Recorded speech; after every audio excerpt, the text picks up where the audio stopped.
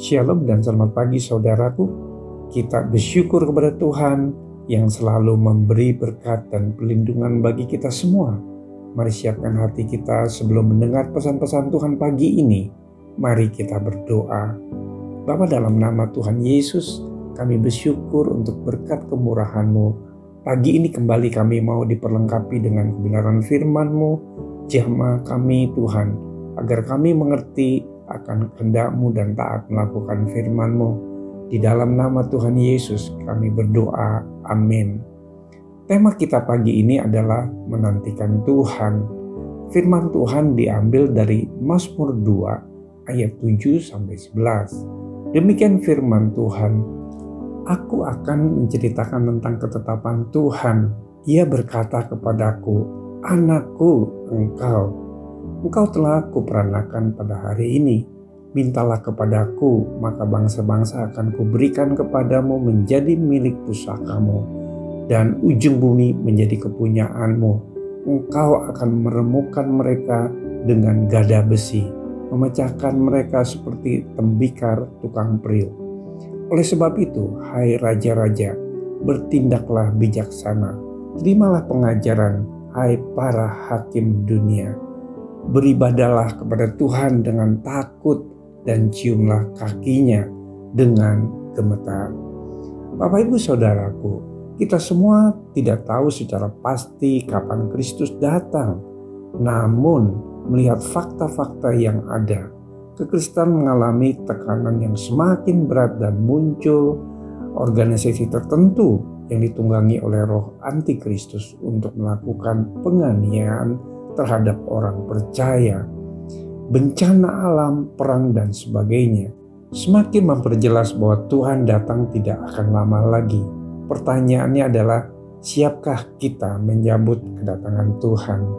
Saudaraku, hal mendasar yang harus kita perhatikan adalah perihal ibadah. Apakah selama ini kita sudah beribadah kepada Tuhan dengan sungguh-sungguh?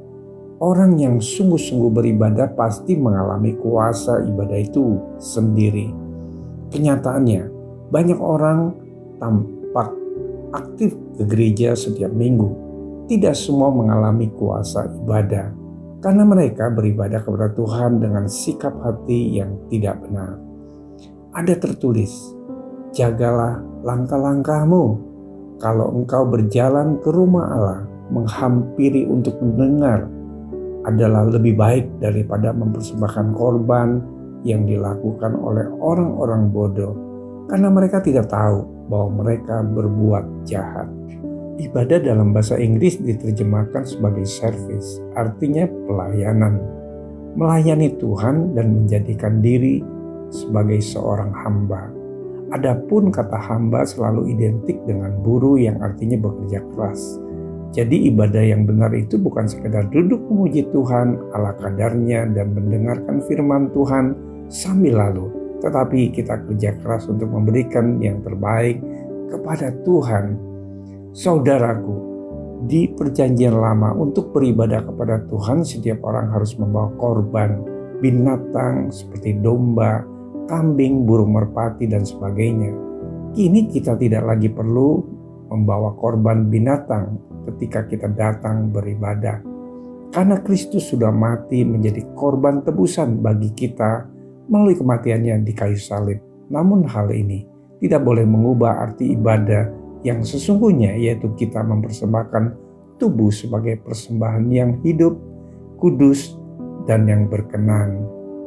Mari saudaraku tetap menantikan Tuhan dan memiliki hati yang takut dan hormat kepada Tuhan. Ibadah itu berguna dalam segala hal karena mengandung janji, baik untuk hidup ini maupun untuk hidup yang akan datang. Ibadah yang disertai dengan ketaatan, melakukan firman Tuhan pasti mendatangkan berkat. Mari kita berdoa. Tuhan Yesus, terima kasih untuk renungan firman-Mu pada pagi ini. Tuhan, kami bersyukur buat kasih-Mu di sepanjang hidup kami, sehingga kami boleh merasakan kebaikan dan damai sejahtera Tuhan.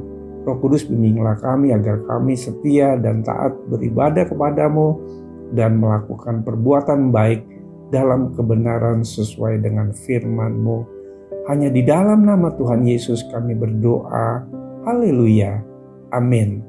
Selamat beraktivitas. Tuhan Yesus memberkati.